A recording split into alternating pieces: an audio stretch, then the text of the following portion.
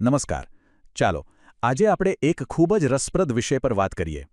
બીજા વિશ્વયુદ્ધ પછી દુનિયા કેવી રીતે એકદમ બદલાઈ ગઈ, એક નવા યુગની શરૂઆત કેવી રીતે થઈ, ચાલો એને વિગતવાર સમજીએ. વિચારો, ઇતિહાસનું સૌથી ભયાનક યુદ્ધ પૂરું થયું હતું. કરોડો લોકોના જીવ ગયા હતા. હવે જીતેલા દેશો સામે સૌથી મોટો સવાલ એ જ હતો કે હવે શું? ભવિષ્યમાં આવું ફરીથી ન બને એ માટે શું કરવું? અને આ વખતે તેઓ જૂની ભૂલોનું પુનરાવર્તન કરવા માંગતા ન હતા.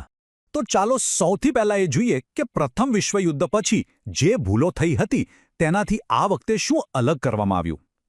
હારેલા દેશો સાથે કેવો વ્યવહાર કરાયો એમાં જમીન આસમાનનો ફરક હતો. જુઓ, અહીં મુખ્ય તફાવત વિચારસરણીનો હતો. પ્રથમ વિશ્વયુદ્ધ પછી બદલો લેવાની ભાવના હતી. જર્મની પર એટલા કડક નિયમો નાખવામાં આવ્યા કે ત્યાંના લોકોમાં ગુસ્સો ભરાયો અને એ જ ગુસ્સામાંથી હિટલરનો ઉદય થયો.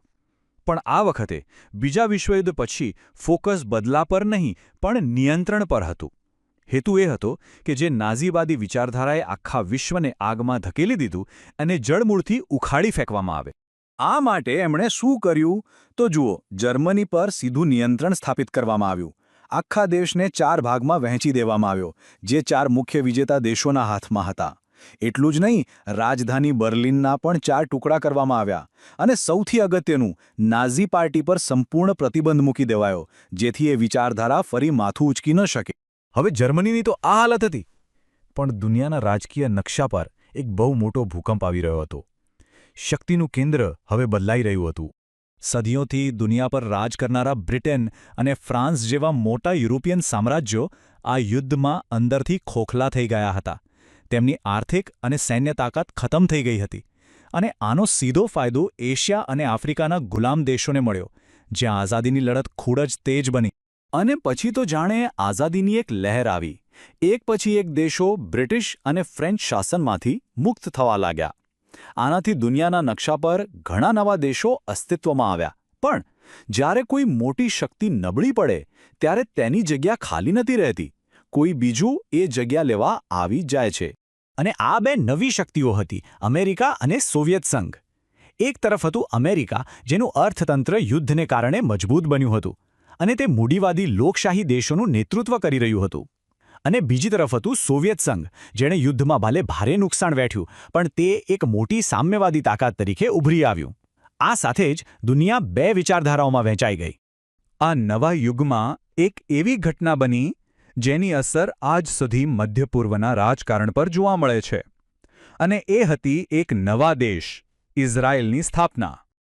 આ આંકડો જુઓ, 6 મિલિયન એટલે કે 60 લાખ. બીજા વિશ્વયુદ્ધ દરમિયાન હિટલર દ્વારા આટલા યહૂદીઓની નિર્દયતાથી હત્યા કરવામાં આવી હતી. આ અત્યાચાર, જેને હોલોકોસ્ટ કહેવાય છે, તેણે આખી દુનિયાને હચમચાવી દીધી. અને આના કારણે યહૂદીઓ માટે એક અલગ સુરક્ષિત દેશ હોવો જોઈએ એ માંગને વિશ્વભરમાંથી સમર્થન મળવા લાગ્યું.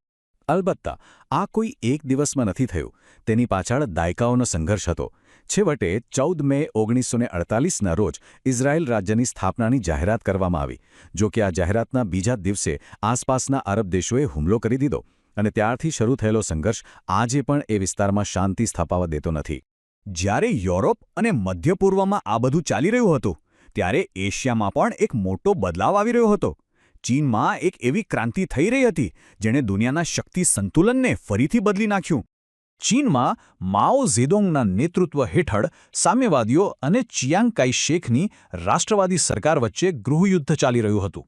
આ દરમિયાન માઓએ એક ઐતિહાસિક લોંગ માર્ચ કરી. આ કોઈ સામાન્ય યાત્રા નહોતી, એ અસ્તિત્વની લડાઈ હતી. આ કઠિન યાત્રાએ માઓને ચીનના ગામડાઓમાં હીરો બનાવી દીધા અને તેમનું નેતૃત્વ સ્થાપિત કર્યું. અને બીજા વિશ્વયુદ્ધ પછી તો જે થયું એણે આખી દુનિયાને ચોંકાવી દીધી. માઓની સામ્યવાદી સેનાએ એટલી ઝડપથી એક પછી એક શહેરો પર કબજો કર્યો કે રાષ્ટ્રવાદી फ्रेंड्स, इस वीडियो को पूरा देखने के लिए आज ही फ्लेक्सी टीचर ऐप सब्सक्राइब करें, जहां आपको मिलेंगे animated videos, digital books, text book solutions, notes, DPP और क्विज. और हाँ, flexi teacher app mobile, TV और कंप्यूटर पर अवेलेबल है. और अगर आपके पास इंटरनेट नहीं है तो तुरंत ऑफलाइन सेट टॉप बॉक्स के लिए संपर्क करें. Flexi teacher, the one you needed.